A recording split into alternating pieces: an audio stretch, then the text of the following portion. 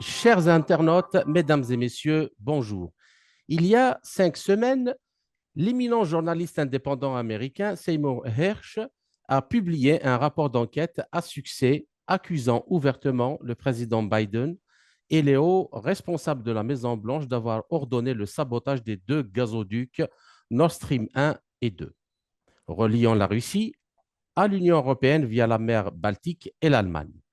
Il est de notoriété publique que M. Hersh a un palmarès impeccable d'enquêtes révolutionnaires. En effet, lauréat du prix Pulitzer, c'est lui qui a dévoilé le massacre de Millet commis par les troupes américaines en 1968 au Vietnam, la torture à la prison d'Abu Ghraib en Irak sous l'occupation américaine et enfin l'opération Right Line pour acheminer des armes et des mercenaires de Libye vers la Syrie en vue de mener une guerre par procuration au profit des États-Unis à des fins de changement de régime à Damas. Dans son enquête sur le sabotage des pipelines Nord Stream 1 et 2, Hersh s'est appuyé sur des sources internes des renseignements américains à Washington. Il a publié des affirmations selon lesquelles les États-Unis auraient mené l'opération secrète en utilisant une équipe de plongeurs de la marine américaine sous couvert des manœuvres de l'OTAN connues sous le nom Beltops 22, exécutées l'été dernier. Des explosifs auraient été posés, selon lui, dans le fond marin lors de ces exercices organisés en juin 2022, puis ont explosé plus tard le 26 septembre avec l'aide d'avions militaires norvégiens. Alors, outre le détail crédible de l'opération, l'aspect convaincant du rapport de Hersh est dans le fait qu'il confirmait ce que de nombreux observateurs indépendants, notamment occidentaux, avaient déjà conclu à partir de tout un faisceau d'indices circonstanciels solides sur qui avait le motif et les moyens de mener cette opération de sabotage. Or, curieusement, alors que le rapport de Hersh a provoqué des ondes de choc dans le monde entier, les gouvernements et les médias de masse occidentaux ont choisi d'ignorer ces conclusions. Dans une sorte d'univers parallèle étrange, ils ont prétendu que les révélations retentissantes de Hersh relevaient du fantasme journalistique. C'est vrai. À ce titre, le New York Times, donc repris par d'autres médias occidentaux, a publié la semaine dernière une contre-enquête maladroite et manifestement sans argument consistant, qui n'a finalement servi qu'à attirer encore plus l'attention sur la culpabilité des États-Unis dans l'explosion des gazoducs Nord Stream. En effet, non seulement l'administration du président Biden est encore plus accablée par la responsabilité de cet acte, mais l'absurde tentative de dissimulation tentée la semaine dernière par ces journaux expose les médias occidentaux comme n'étant rien d'autre en réalité qu'un ministère de la propagande déguisé en journalisme. On serait tenté de penser que la réputation mondiale de Seymour Hersh aurait dû normalement et au minimum inciter aussi bien les gouvernements que les journaux occidentaux à mener des enquêtes approfondies, étant donné que son rapport pointe directement la responsabilité des États-Unis au plus haut niveau dans cet acte qualifié par les autorités russes de terrorisme international. Rien de tout cela. Au contraire, ils ont tenté l'inverse, bien que ce sont les pays européens, l'Allemagne en tête, et leur peuple qui payent le prix fort de ce sabotage. À ce titre, il faut bien rappeler et souligner que ce ne sont pas les sanctions occidentales qui ont interrompu la livraison de gaz à l'Europe, de gaz russe, je veux dire, mais bien le sabotage de Nord Stream 1 et 2. Et pour cause, la Russie, à ce jour, continue d'exporter son gaz naturel liquéfié, GNL, vers l'Europe.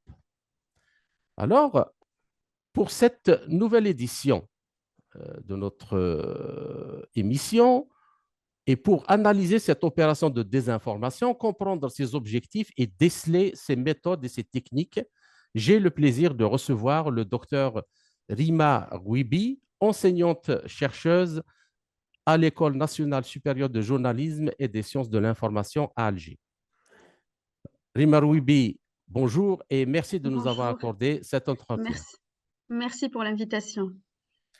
Bien, alors la première question. Après avoir maintenu le silence pendant un mois quant à l'enquête publiée par Seymour Hersh, le New York Times a publié la semaine dernière un rapport développant une explication alternative aux explosions de Nord Stream 1 et 2.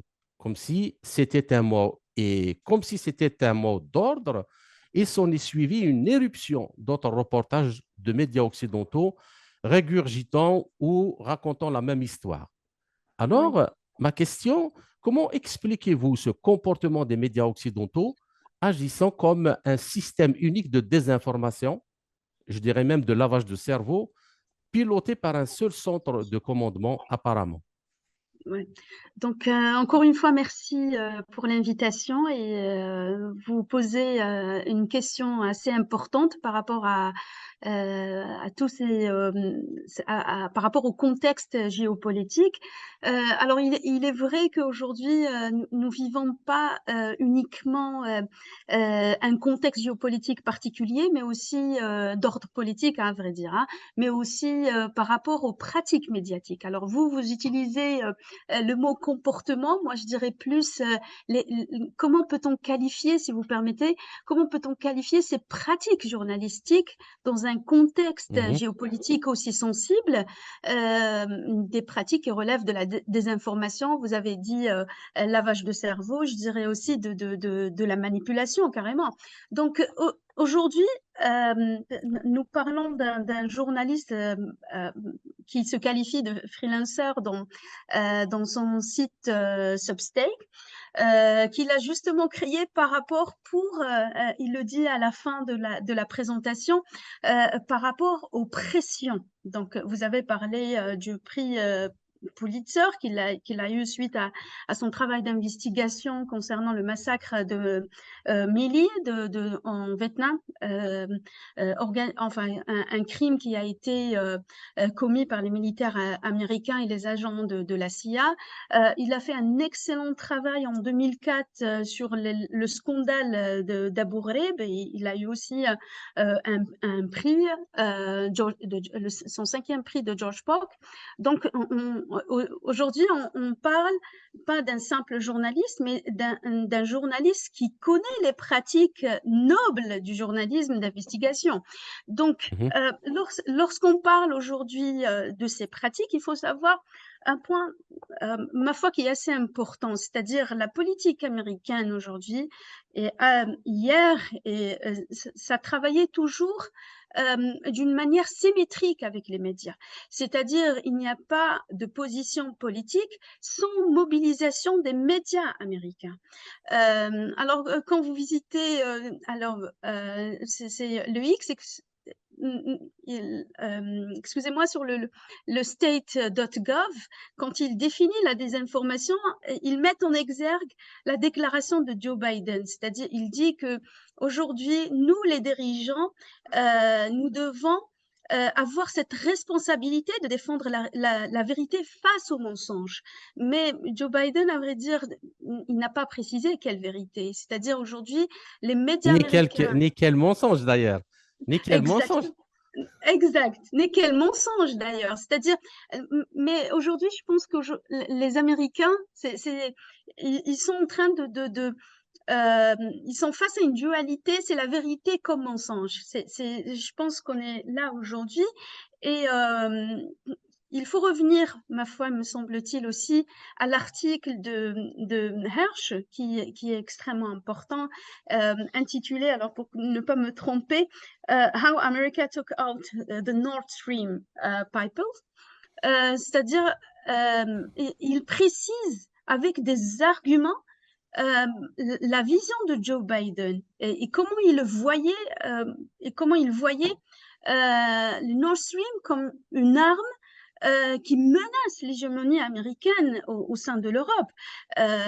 Donc, il ne faut pas oublier que les Américains, ils ont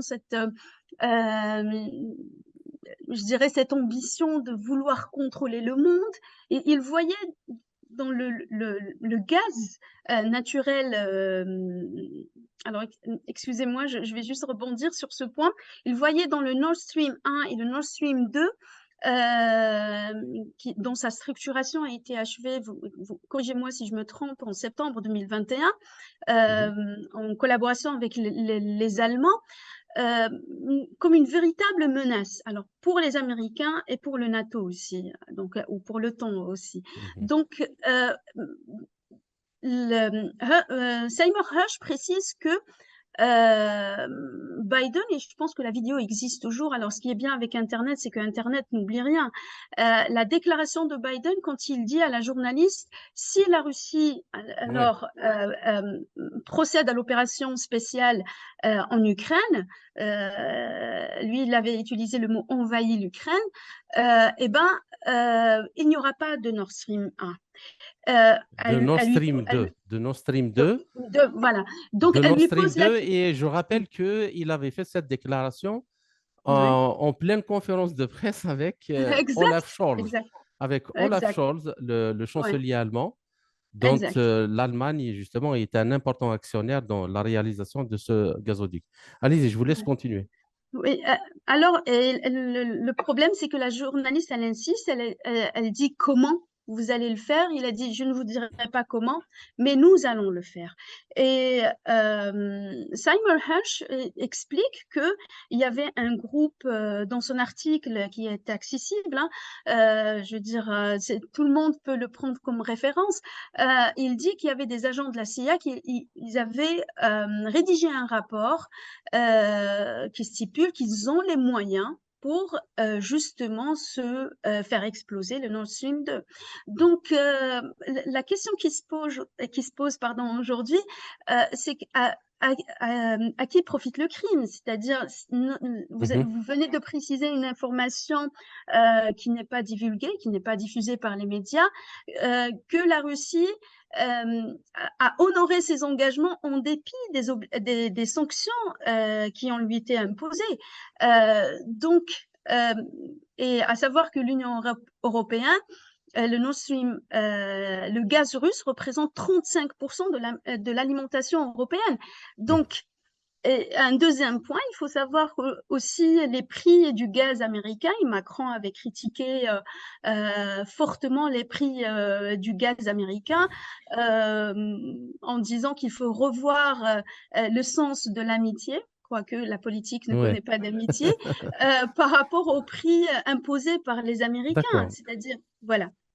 Donc là, disons, la Libye, mais cette coordination entre tous les médias, juste après le rapport de New York Times, il est parti comme le feu dans la paille et repris partout sans discernement ni questionnement.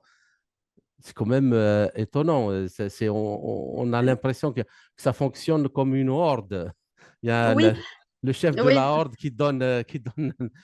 donne le mot Alors, d'ordre. Oui, oui, excusez-moi parce que, à vrai dire, vous venez de soulever un point important quand vous venez de poser la première, quand vous venez de poser la première partie de la question. Alors, vous avez dit un seul commandement. Alors, vous me faites rappeler un ouvrage très important de Edward Bernays, c'est la propagande et comment manipuler l'opinion publique en démocratie. Il faut savoir qu'il y a un État invisible aux États-Unis qui dirige et qui a les moyens de diriger les médias et qui a les moyens de diriger les médias selon les besoins de la politique américaine. Donc ça, c'est un étonnement, oui, mais c'est un étonnement, je veux dire, qui dure depuis un moment déjà. C'est pas nouveau des pratiques américaines. Je dirais que je ne sais pas si vous vous rappelez de la citation de Ronald Rumsfeld qui disait, Rumsfeld. ouais, Rumsfeld, ouais, Donald Rumsfeld, qui disait alors ne menons une guerre, mais la vraie guerre, c'est la guerre, la vraie guerre, c'est celle des tribunaux de l'opinion publique, et nous allons la gagner. Alors Donald Rumsfeld ne fait plus partie de ce monde, mais son esprit, je veux dire, existe toujours dans la politique D'accord. américaine. Voilà. Donc, ce qu'il faut comprendre aujourd'hui, c'est que nous ne sommes pas à un degré, je dirais, de simple désinformation ou de lavage de cerveau. Ici, nous parlons de ce que Richard Heuer appelle la tromperie stratégique. C'est-à-dire, on est dans un niveau de vouloir tromper l'autre et instaurer comme une sorte de perception biaisée à l'égard de la Russie. Donc, c'est ça ce qu'il faut comprendre aujourd'hui. Mm. Donc, nous sommes dans un climat de guerre, mais aussi dans une guerre médiatique qui décidément, je veux dire, a un prix assez lourd, puisque le New York Times ainsi que les médias, vous imaginez un petit peu que le Business Insider avait qualifié le journaliste voilà, le journaliste Seymour Hersh comme un journaliste discrédité. Je veux dire, c'est Ouais, il y a non même seulement certains dans les plateaux, moi j'en ai vu, dans certains plateaux des médias français qui ont même avancé le fait qu'il était sénile, comme il avait atteint les 86 ans, et que ces choses n'étaient pas très sérieuses. Mais après, quand on voit sur quoi ils se sont appuyés justement pour tenter de le discréditer, on se dit, c'est un peu l'hôpital qui se fiche de la charité. de la charité, oui, oui, oui. Donc, Bien. Alors, oui, une deuxième question, s'il vous plaît. oui, L'idée maîtresse de l'article du New York Times est que le sabotage a été effectué par des groupes pro-ukrainiens qui pourraient avoir impliqué des ressortissants aussi bien ukrainiens que russes. Alors, les sources citées pour affirmer ces allégations étaient des responsables américains anonymes se référant à de prétendues nouvelles informations qui contrediraient celles avancées par Seymour Hersh. Donc, oui, il a également été affirmé qu'un yacht privé appartenant à des Ukrainiens avait été utilisé et que la CIA avait informé les services d'enseignement allemands que l'attaque imminente des mois avant qu'elle ne se produise. Aussi, à en croire donc le New York Times, une opération militaire aussi sophistiquée et hautement technique, exécutée dans les fonds marins très turbulents de la mer Baltique. La mer Baltique, il faut se rappeler, ce n'est pas une mer facile, aurait été donc menée par un groupe de simples paramilitaires inconnus. Alors, la oui. question, comment analysez-vous la légèreté des arguments du New York Times et le fait que les autres médias de masse les ont suivis aveuglément? Et pourquoi dédouaner Washington et accuser, même indirectement, L'Ukraine? Kiev, Ouais. parrainé par l'OTAN et donc par les États-Unis eux-mêmes, au risque de provoquer une colère des Européens à son égard à un moment où elle n'a certainement pas besoin de ce genre de publicité. Et surtout, que l'enquête donc, du New York Times stipule que ces militants intrépides, non contrôlés, ont réussi à le faire à l'insu du président Zelensky et de son cabinet, ce qui rend donc encore le récit un peu et doublement ridicule. Qu'est-ce que vous en Euh, pensez? alors, il me semble que le rapport de New York Times est venu comme une sorte de réaction par rapport à l'écho de Hersh, c'est-à-dire que dans les stratégies de désinformation, euh, alors aujourd'hui avec le site de Hersh Substack, c'est-à-dire il y a comme une sorte d'autonomie de publication d'informations, c'est-à-dire que le journaliste ne subit pas des pressions de publier ou de ne pas publier. Et suite à l'écho de Hersh, donc il fallait trouver un moyen, puisque l'ignorance ne suffisait pas. Il faut savoir qu'au départ, les informations de Hersh ont été ignorées par les Américains. Ce n'est que par la suite, c'est-à-dire après l'écho, après le bruit que l'article de Hersh a suscité. Donc, il fallait quelque part contrecarrer l'information par une autre information.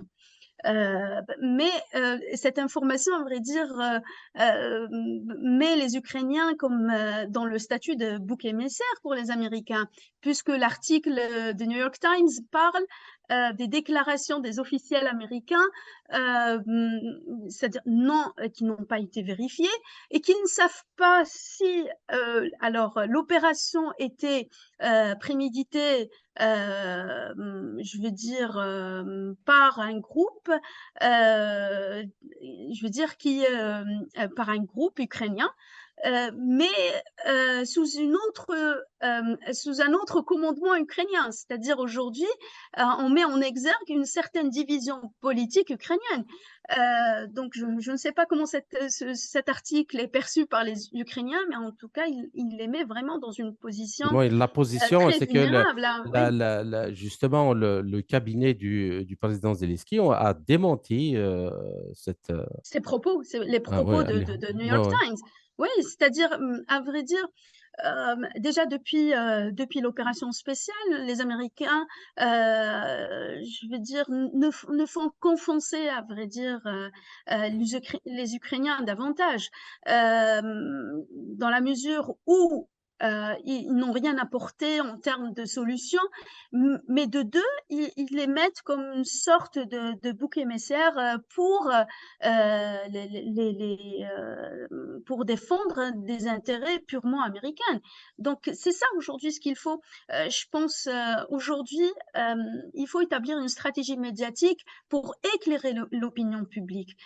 Donc quand vous parlez de New York Times, dont l'information a été reliée par les autres médias, ben, il faut savoir que le New York Times a été connu, donc il a créé une certaine notoriété médiatique qui lui permet de se positionner comme étant un journal de référence. Donc aujourd'hui, on enseigne le New York Times, on enseigne le slogan de New York Times, all the news that fits to print. Donc tout ça donne, à vrai dire, cette possibilité de propager toutes les informations que New York Times diffuse. C'est comme un petit peu...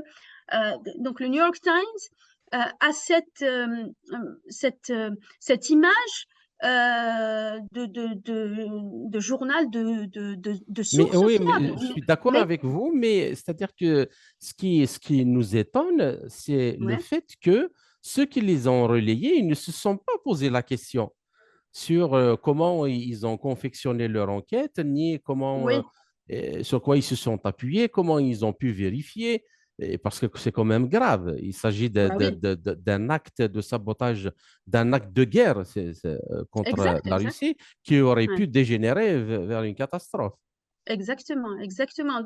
Donc, je pense que c'est pas grave. On va revenir la Mhm, règle classique disant qui détient l'information détient le pouvoir. Et je pense que la vraie information, ce sont les Américains qui la détiennent dans la mesure où ils savent qui est derrière ce crime.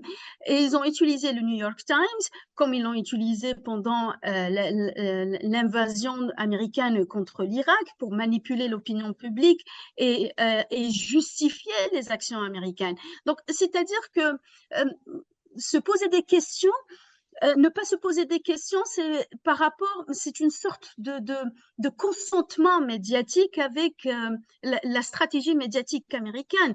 Donc, mhm. n'attendez pas que les médias européens qui sont pro-américains vont se poser des questions sur le rapport de New York Times.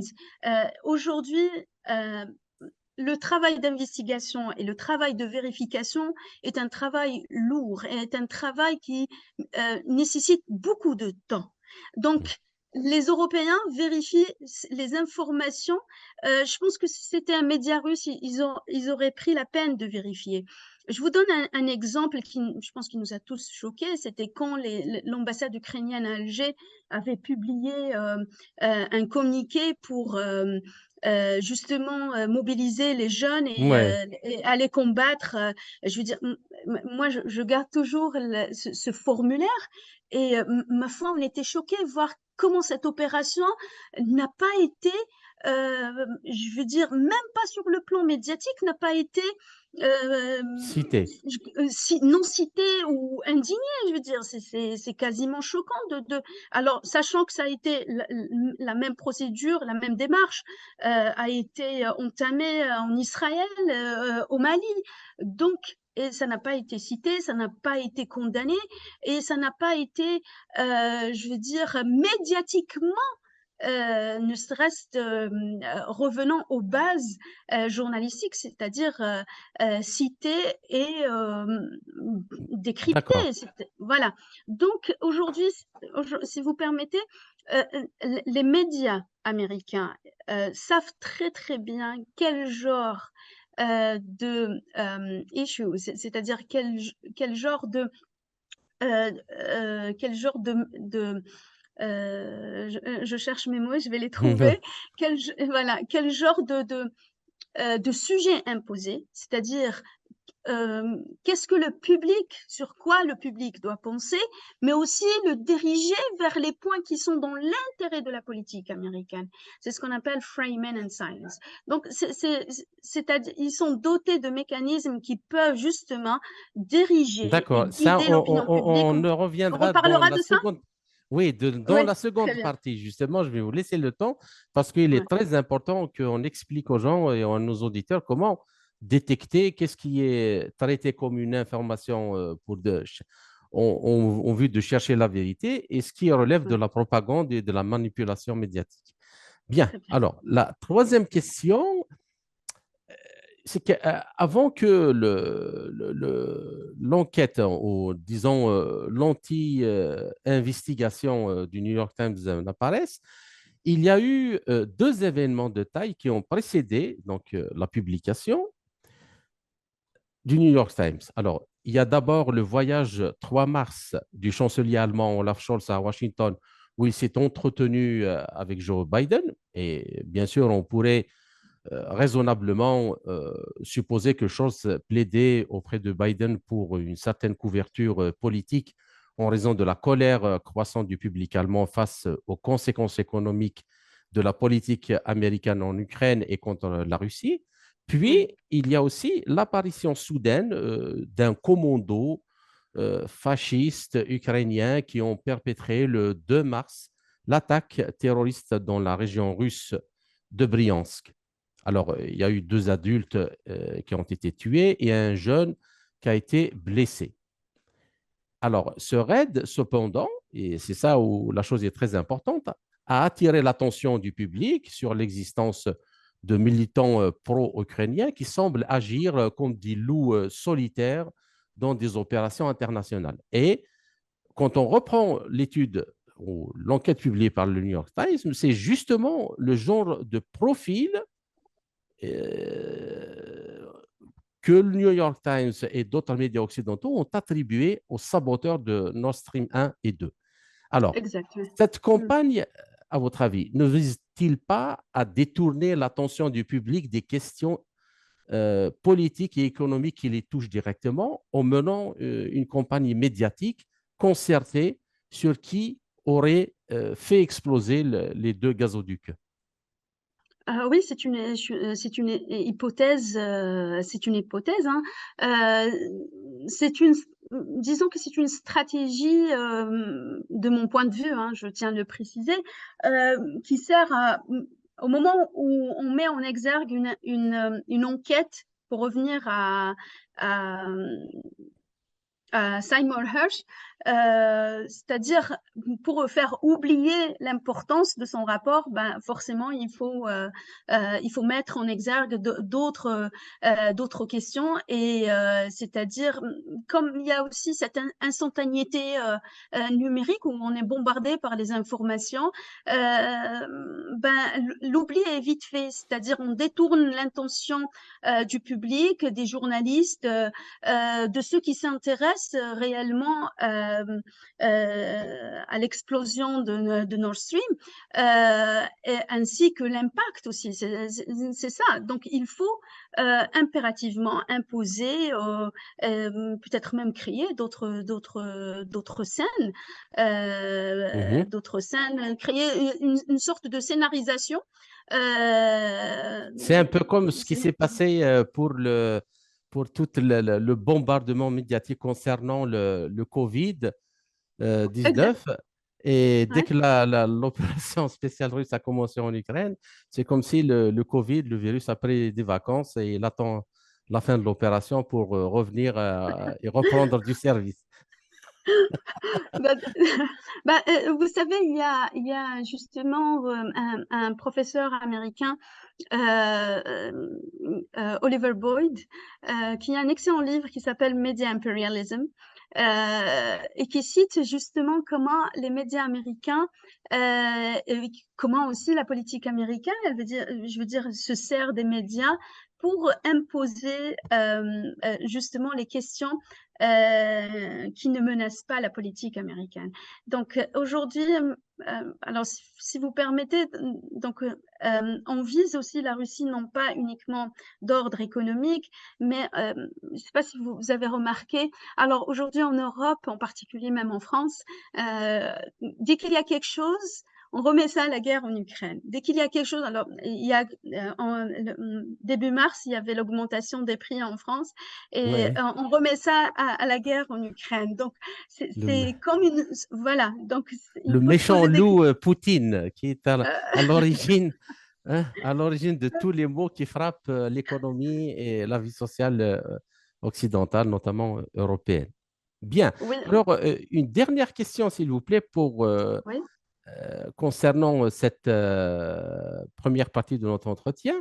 Alors, oui, outre la campagne de désinformation des médias occidentaux, euh, il y a un faisceau d'indices et de faits flagrants qui vont, de l'avis de beaucoup d'experts, y compris occidentaux. Je peux citer par exemple Jacques Beau, qui est un ancien de l'OTAN et un oui, spécialiste du renseignement stratégique, dans le sens que les États-Unis et leurs alliés de l'OTAN ont commis cet acte de terrorisme international contre des entreprises et des gouvernements européens, parce que l'Allemagne et la France, beaucoup d'entreprises sont actionnaires dans ce projet. oui, Il y a un acte de guerre contre la Russie. Alors, oui, cet acte a vraisemblablement été ordonné, comme l'affirme Seymour Hersh par le président américain et ses collaborateurs, mais les motifs géopolitiques aussi sont accablants, tout comme les aveux de Biden et de ses collaborateurs avant et après le sabotage. Alors, la question, ces tentatives maladroites de dissimulation par les médias occidentaux, à votre avis, ne servent-elles pas, in fine, à incriminer davantage les États-Unis et oui. leurs partenaires de l'OTAN par incompétence? Et les médias occidentaux ne se sont-ils pas rendus complices de la propagande entourant cet acte? Et aussi, comment peuvent-ils continuer dans ce cas-là à prétendre qu'ils sont les sommets du journalisme et les défenseurs de l'intérêt public et de la démocratie, entre guillemets? Alors, vous me posez une question très importante et très vaste, dans la mesure où, alors là, on parle alors des pratiques journalistiques en termes de liberté d'expression, parce qu'on voit qu'avec toute cette campagne médiatique, je veux dire, on sacrifie en premier la liberté d'expression, puisque on voit Seymour Hersh comment il a été traité. Donc c'est et on se pose la question à quel point c'est facile d'incriminer l'autre. Et je rappelle aussi que New York Times avait appelé à condamner même Donald Trump. Donc, il me semble que alors les États-Unis, ils sont je veux dire, leur manœuvre était d'enchaîner aussi les Européens. Je pense qu'ils à l'ordre du jour, je parle je veux dire maintenant, au temps présent, que les Européens, ils se sont vite, je veux dire, pris de position contre la Russie. Donc, Mhm, quelque part, ils n'ont pas le choix que d'être avec les Américains. Donc, je ne suis pas spécialiste en relations internationales, mhm, mais je pense que l'alignement médiatique européen qui est quasiment pro-américain le prouve quelque part. mhm, Et c'est difficile dès qu'on affiche certaines positions, c'est très difficile de faire marche arrière.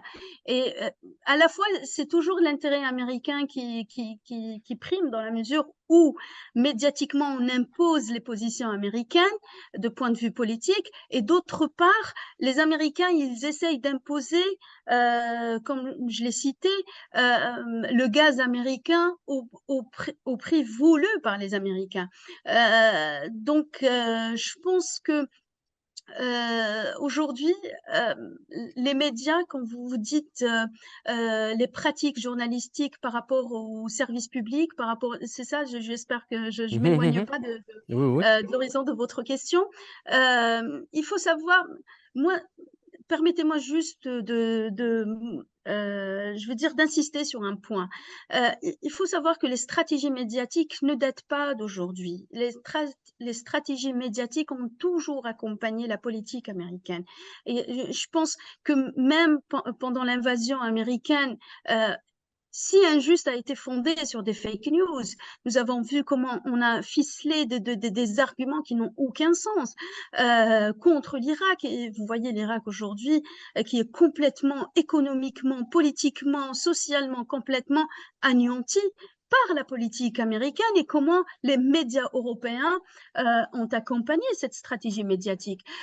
Donc, me semble-t-il que lorsqu'il s'agit des enjeux géopolitiques, il n'y a plus de place à la liberté d'expression et malheureusement aux pratiques nobles du journalisme fondées sur des pratiques, je veux dire, des pratiques journalistiques de véracité de l'information, c'est-à-dire tout est sacrifié pour les intérêts politiques américains. Selon les spécialistes de l'information et de la communication, et là je parle bien sûr sous votre contrôle, la désinformation est une technique complexe et par conséquent difficile à classer. Donc elle peut être utilisée en tant qu'action à proprement parler ou bien encore être elle-même le support de l'action. Et la désinformation signifie l'utilisation de la liberté de la presse pour manipuler les masses. Donc, on peut aussi la définir comme l'usage délibéré de l'information dans le but Intentionnel. ouais, de fausser la perception de la réalité avec un objectif précis. Elle peut aussi Exact. viser à tromper un ennemi, soit chercher à l'influencer ou influencer l'opinion publique. Comment fonctionne la désinformation et quelles sont ces techniques subtiles et comment la détecter?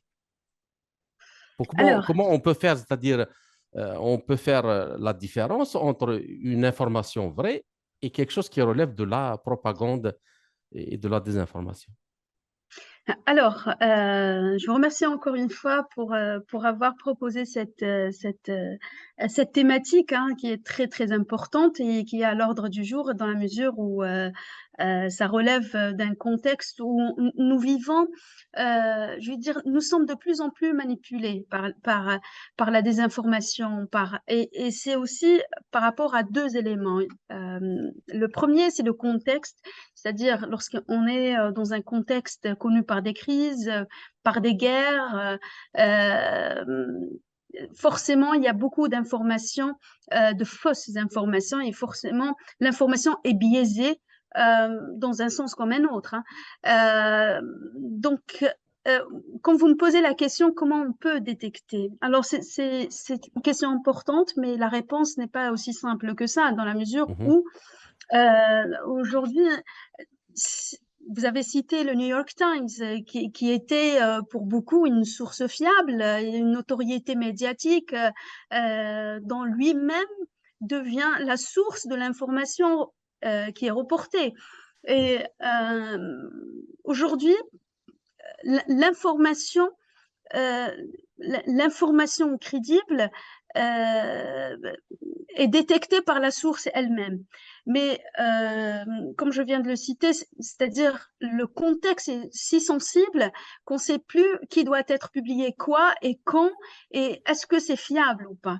mhm. Et c'est à partir de là je veux dire, nous vivons un véritable chevauchement entre l'information et la désinformation, c'est-à-dire les fake, autrement dit, même les fake news. Hein. Mhm. Voilà. Et aujourd'hui, il faut, c'est-à-dire avec ce qui se passe actuellement, et je reviens à Hirsch, c'est-à-dire après tout ce qu'il a fait comme travail d'investigation, comme des rapports, je veux dire, de sources confirmées, on arrive à le classer comme étant un journaliste discrédité. Euh, le porte-parole de Pentagone après son article du scandale d'Abu Ghraib qualifié d'une composition complètement erronée. Donc aujourd'hui, il faut faire confiance à la source déjà dans la mesure si c'est une source qui n'est pas soumise à des pressions politiques. Je pense que c'est le piège du New York Times dans la mesure où il y a comme une sorte d'emprise politique sur le New York Times dans le contexte actuel.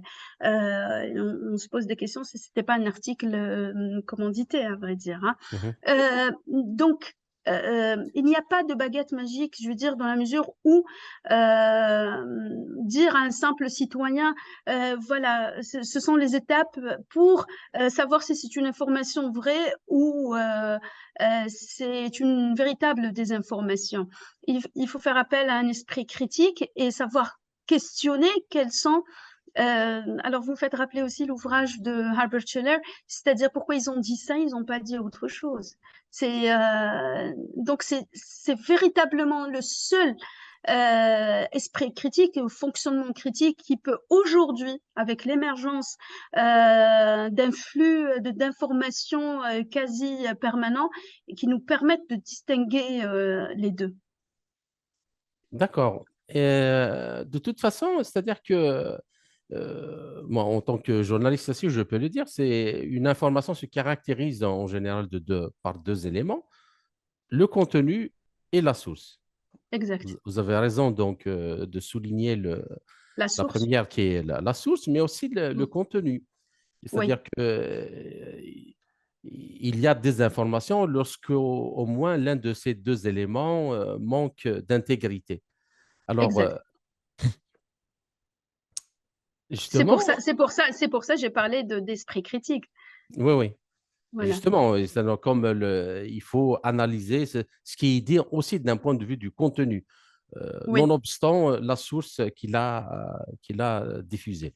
Alors, Oui, mais pour la deuxième, oui, oui, excusez-moi, mais il y a un autre problème aussi, c'est-à-dire que euh, nous sommes dans un contexte, c'est-à-dire même si on donne les arguments, même si on donne, c'est ce que Hirsch avait fait, il a donné les arguments, il a justifié, je veux dire, mais malgré ça, on est dans un autre niveau qui est plus dangereux, ma foi, c'est ce qu'on appelle post-factuel ou post-vérité, c'est-à-dire la machine médiatique a tellement manipulé le public ou la foule carrément que elle fait comme une sorte de barrage contre toute autre vérité. C'est ça le vrai problème aujourd'hui. mhm. C'est-à-dire que nous sommes dans une guerre de perception. Tout ce qui est russe est banni. Donc, il faut se poser les questions pourquoi ils ont boycotté Russia Today, c'est-à-dire ils ont la première des Et choses qui a été Sputnik aussi. qualifiée exact, qui a été qualifiée comme serpent de l'information. Pourquoi, étant donné que la démocratie, elle prétend d'entendre deux vérités, et c'est aux citoyens, c'est au public de déterminer, de faire, je veux dire, d'analyser et d'adopter la position la plus correcte pour lui. Donc aujourd'hui, c'est-à-dire on a complètement exclu la Russie, c'est-à-dire par son discours médiatique, pour justement imposer un seul discours. Mhm. Mais Et d'un point de vue psychologique, c'est-à-dire et de la perception que vous avez cité ouais, à juste titre, comment ça fonctionne pour empêcher justement les gens de réfléchir par eux-mêmes et ça, suivre comme une espèce de, comment dirais-je, on dirait l'écrivain, je crois que c'est Rabelais, François Rabelais, comme un troupeau de moutons de Panurge conduit voilà, à leur propre perte sans réagir. C'est quand même Ouais, très oui. important. Je crois que oui, je vous écoute. Oui, c'est important, mais il va falloir, aussi, que vous organisez, je pense, une autre séance, un autre entretien pour qu'on puisse, s'étaler, davantage. Allez-y, je vous laisse le C'est temps de. Oui, Oui, c'est très important, mais vous me rappelez aussi la citation de Lénine qui dit, «Il faut répéter le mensonge plusieurs fois. Plus on répète le mensonge, plus c'est grand, plus les gens vont croire» et donc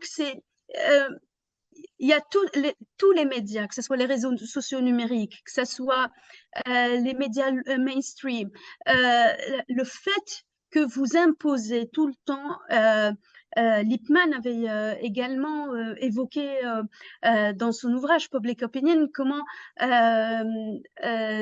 la presse américaine avait prédit que la révolution bolchevique ne va pas réussir et l'opinion publique était façonnée vraiment par rapport aux articles médiatiques. Donc, c'est plus on impose, plus on répète, plus c'est-à-dire c'est un véritable bombardement hein, mhm. médiatique, plus on est en train de façonner une perception. On est arrivé, dernièrement j'ai vu un documentaire, comment les Russes qui vivent en France sans vue. Il y avait même un Russe qui avait dit, qui vit en France depuis 30 ans, qu'une pharmacienne lui avait refusé de lui vendre des médicaments. Donc, à tel point, c'est dangereux d'imposer une perception de l'autre et qui facilite la circulation Mais du message que vous voulez véhiculer. par rapport à ça, est-ce que ce n'est pas aussi parce qu'il y a pas mal d'études aussi, il y a pas mal de sociologues et de spécialistes de l'éducation, justement, qui pointent le fait que en Occident, on a fait sciemment de détruire l'école pour tous, Oui, et assurer la formation et la connaissance uniquement pour une élite. Euh, je- Est-ce que ça ne s'est pas c'est-à-dire, coordonné, une espèce de coordination, je ne sais pas, hein, sans être, comment dirais-je, complotiste, mais oui, il y a quand même des questions à se poser. C'est-à-dire, comment on peut, parce que c'est très étonnant, parce que les Européens, par exemple, oui, payent avec leur chair cette propagande. Et oui. c'est le sabotage des Nord Stream 1 et 2, c'est pas uniquement la facture, mais c'est aussi la désindustrialisation de l'Europe. Oui, oui. Qu'est-ce que vous en pensez? C'est quoi la question, à vrai dire? Oui, Parce c'est-à-dire que vous que avez rebondi, oui? oui, c'est Oui, parce que donc ce matraquage médiatique, il oui. trouve un espace où il peut se diffuser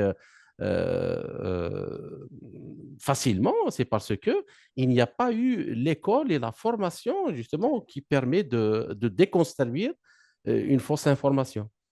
Je partage votre point de vue et c'est pour ça que qu'aujourd'hui on parle d'éducation aux médias, c'est-à-dire comment réfléchir au contenu médiatique et comment faire appel à son esprit critique, comment vérifier l'information. Ce n'est pas, vous savez, mais vous êtes en train d'évoquer un point dans la mesure de l'apprentissage, c'est-à-dire d'ordre pédagogique. Comment faire, Mhm, c'est-à-dire que les programmes ne sont pas adéquats avec les nécessités.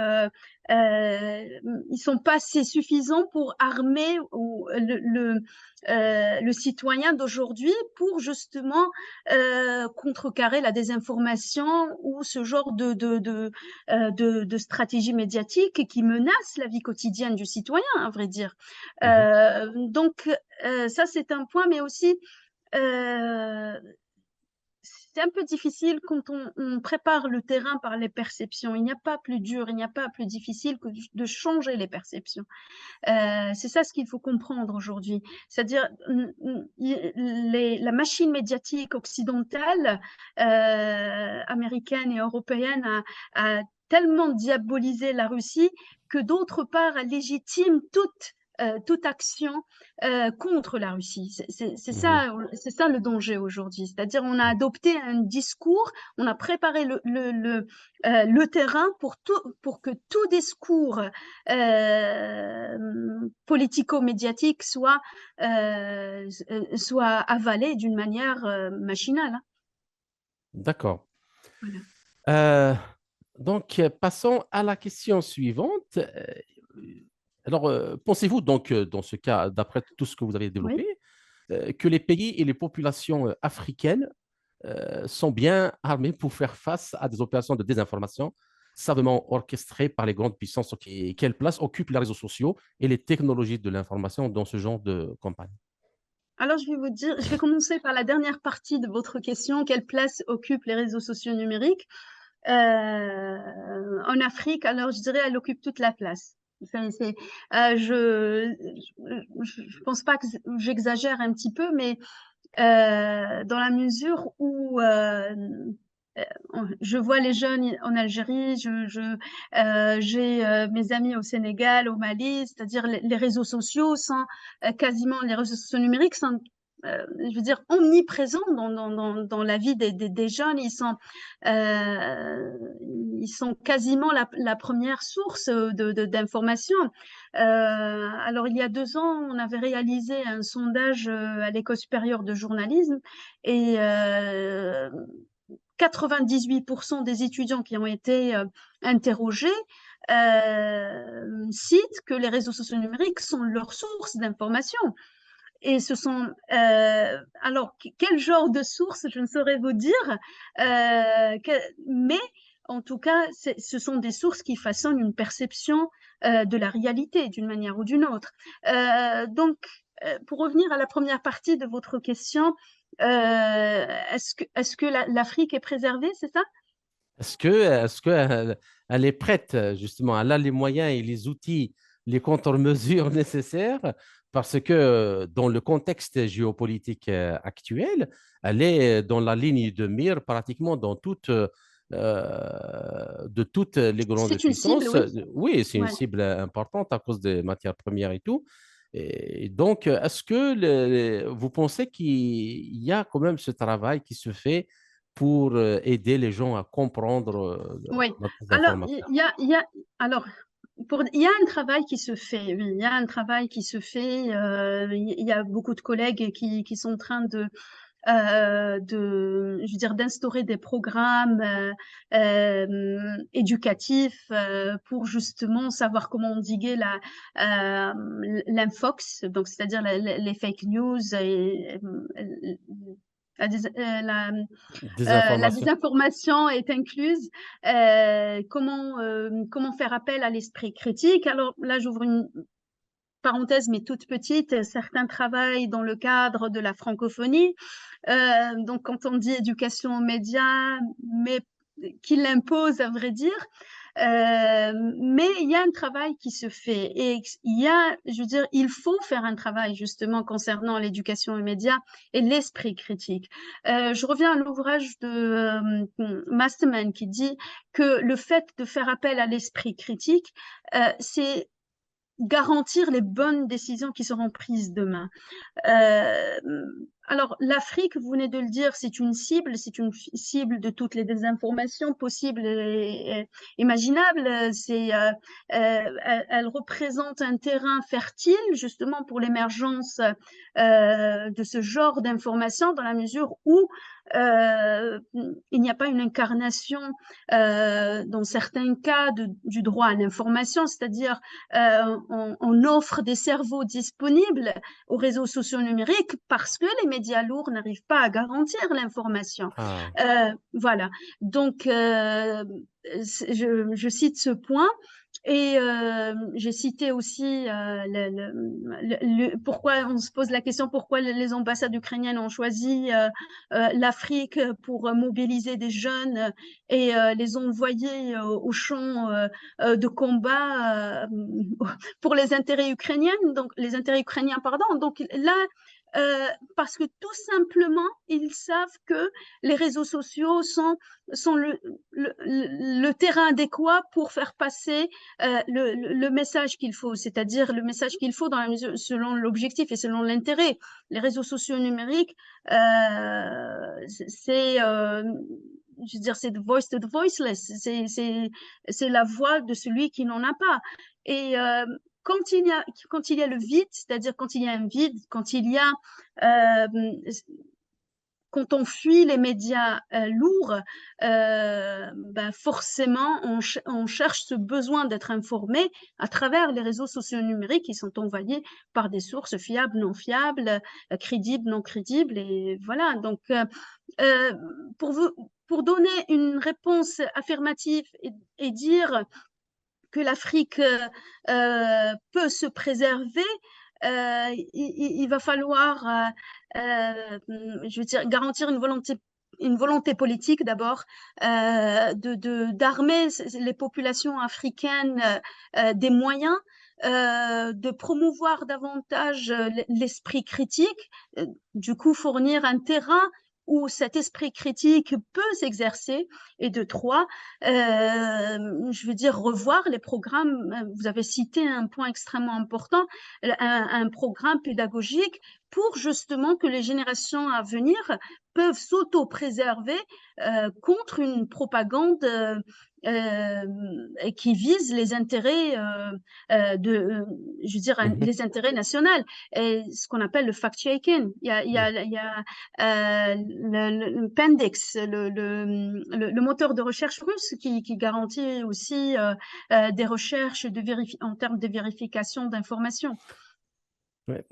D'autant Allez, plus que, allez, oui, d'autant plus oui, que, je voulais dire que d'autant plus qu'actuellement, les guerres deviennent de plus en plus des guerres hybrides, bien qu'il y a un risque de retour des guerres à haute intensité, mais c'est surtout les guerres hybrides, de telle façon que c'est pas uniquement l'armée qui rentre dans la guerre, mais du tout. aussi il y a la guerre de l'information, il y a la guerre économique, il y a la guerre financière, et ainsi de suite. Et que la formation, justement, dans ce domaine de l'information devient Oui, de plus en plus indispensable. indispensable, voire Voilà. cruciale. Bien. Exact, exact. Elle est indispensable, oui, je confirme. Alors, une dernière question. Comment les pays africains pourraient justement se préparer et s'organiser, selon vous, pour déjouer et déconstruire aussi bien sur le plan individuel que collectif les campagnes de désinformation les visant, sous peine de rater le nouveau virage historique qu'offre le monde multipolaire naissant dans le sillage de l'opération spéciale russe en Ukraine? Un conflit d'ailleurs qualifié de mondial, alors qu'en réalité, il oppose uniquement la Russie au monde occidental et son bras armé, l'OTAN.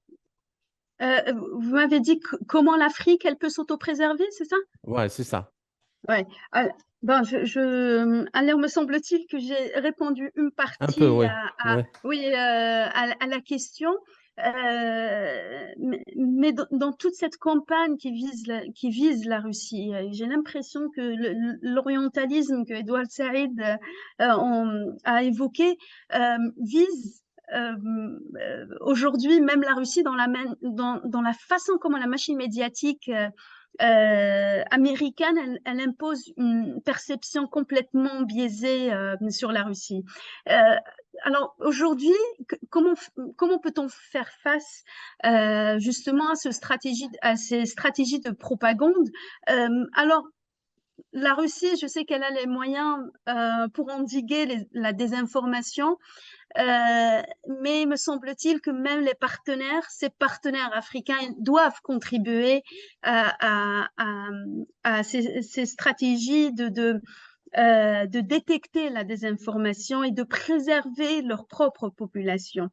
Donc, j'ai dit qu'il faut impérativement imposer des programmes. Maintenant, c'est ce fossé, c'est-à-dire il y a certains qui n'ont pas aussi les moyens, mais ce que je veux dire, c'est que c'est pas facile. La vérification de l'information n'est pas facile. Mais il faut qu'elle soit une culture. Il faut instaurer la culture de la vérification de l'information tout en garantissant le droit à l'information. C'est-à-dire fournir l'information, je veux dire, pas en retard, je veux dire, il faut savoir quand fournir l'information pour ne pas céder justement la place à d'autres sources d'information. Nous avons besoin de renouer avec les pratiques nobles du journalisme, mais à condition je veux dire que les États aujourd'hui garantissent l'information au moment où il le faut. De deux, il faut aussi armer la population. Ça va prendre du temps, ça peut pas se faire le jour au lendemain, mais il faut armer la population et les générations à venir, pardon, avec les outils de fact-checking, de vérification d'informations. Il faut que ce soit une véritable culture de trois, c'est-à-dire qui synthétise les deux points que j'ai cités. Faire appel à la réflexion critique et promouvoir la réflexion critique. Quand vous voyez les programmes scolaires, excusez-moi, il n'y a pas, on ne peut guère parler de réflexion critique ni de fonctionnement critique. C'est-à-dire que on n'a pas habitué, permettez-moi de parler de l'enfant parce que c'est aussi l'éducation aux médias. Mais absolument. Voilà, vise l'enfant et on lui offre pas la possibilité justement de questionnement et de promouvoir son esprit critique, alors que tout est basé sur l'esprit critique.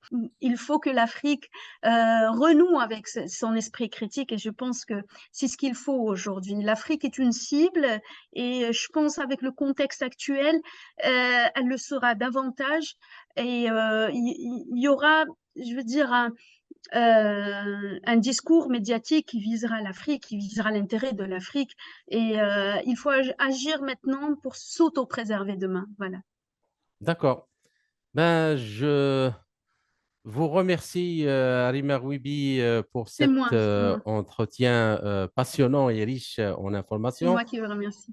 Je vous en prie, tout en espérant que nous ayons réussi à éclairer un peu plus cette question de la désinformation et à apporter à nos auditeurs d'autres outils, d'autres éléments qui leur permettraient de mieux la comprendre et la cerner. Alors, j'espère vous retrouver sous peu dans un autre entretien pour traiter d'un Avec autre plaisir. sujet. Je vous remercie, touchante donc à la vie de tous les jours de nos auditeurs. Merci encore une fois et à très C'est bientôt. moi.